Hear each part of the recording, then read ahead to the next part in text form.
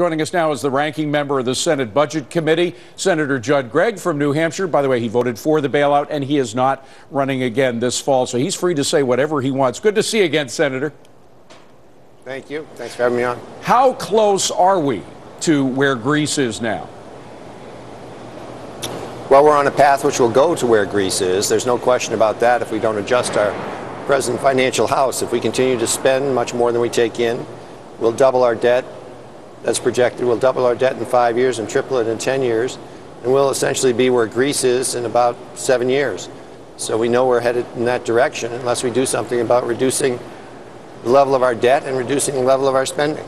Now, Greece tried to hide the truth for a long time. They did a lot of finagling and fancy accounting, and they apparently got away with it for a while, but eventually the truth caught up. Now, we do some of that fancy accounting, too. I know we have a lot of unfunded liabilities that don't show up in our debt projections, et cetera.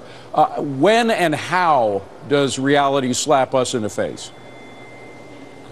Well, when people stop buying our bonds, basically, when they tell us that they don't have any confidence in our debt being repaid, and they force us to pay a much higher interest rate, something that's unsustainable. And they essentially say to those of us, the United States, just trying to sell debt in order to finance our day-to-day operations of government, we don't believe you can repay that debt or can repay it in a way that makes us want to buy your debt at a reasonable price. So when do you think that'll happen? When do people actually balk at buying our debt?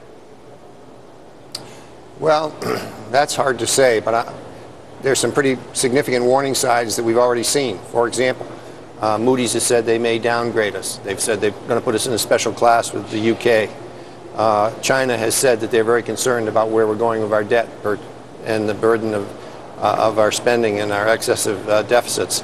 And most interestingly, just 4 weeks ago, Warren Buffett issued debt that went out at a lower rate of interest than the U.S. Treasury did. That's a staggering event because it means people have more confidence that he'll pay them back, than that the United States government will pay them back. So the warning signs are already there. I guess if we're on this course and we continue on this course, we're looking at maybe at the outside 10 years. I think probably closer to 7 years before we hit the wall, so to say.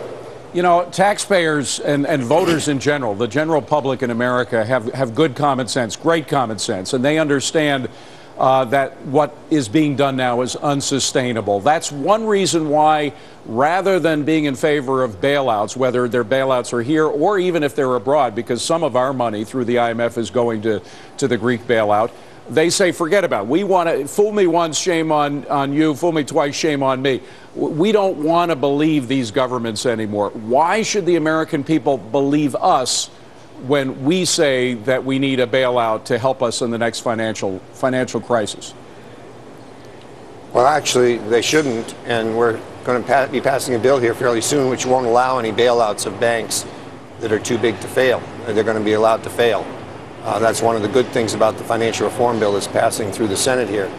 But the bigger issue, quite honestly, is when do we, the American people, step up and acknowledge the fact that we're simply demanding too much services, more services than we can pay for. We have a fundamental problem here. We've got a retired population that's going to double in the next 5 years. We're going to go from 35 million retired people to 70 million retired people.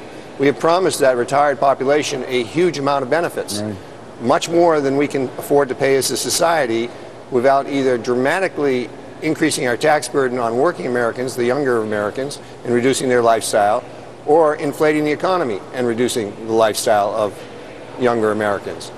We've got to step up and face the fact that we've got an entitlement tsunami hitting us, and that we're going to have to step forward and make some tough decisions on how we control the rate of growth of entitlements.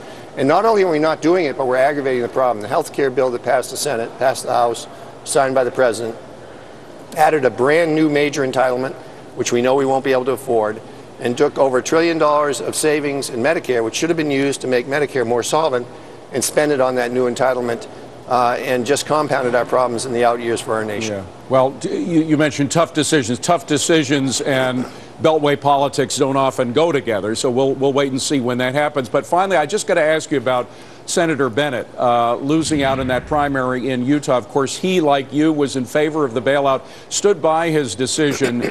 Do you think that politicians who were in favor of the bailout are going to be taken to task for it at the polls?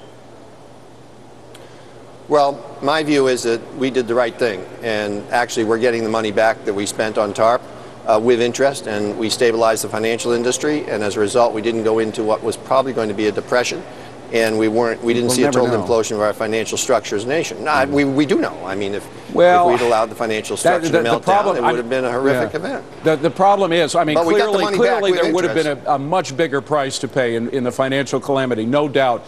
Some big institutions like Citi and others would have gone down, but the voters still don't buy that. No, they don't. It's hard to explain. The way I describe it is, if you're driving over a bridge and the bridge is about to collapse, and somebody comes along and fixes the bridge, and you drive over it and it doesn't collapse, you don't even know that somebody fixed it. Well, that's essentially what happened. And now we are getting the money back from TARP with interest. We're going to make money. The taxpayer's going to make about $20 billion on TARP. That's a pretty good deal. Well, hopefully, so if the government, but the administration is still spending money from TARP on all kinds of different programs, including housing programs, small business loans, et cetera. So they keep using the money coming back as a slush fund. Well, under the law, they're supposed to use it to reduce the debt and the deficit. I put that language in myself, and hopefully they won't do that. And we're trying to do everything to keep them from doing that. And TARP should be ended as of now because we don't need it anymore. All right, Senator Judd Gregg. By the way, what are you going to do when you retire from the Senate? Any plans? Whatever my wife tells me to do. All right, it's a good stock answer. I'd go for that as well. Senator, thank you very much. Appreciate it.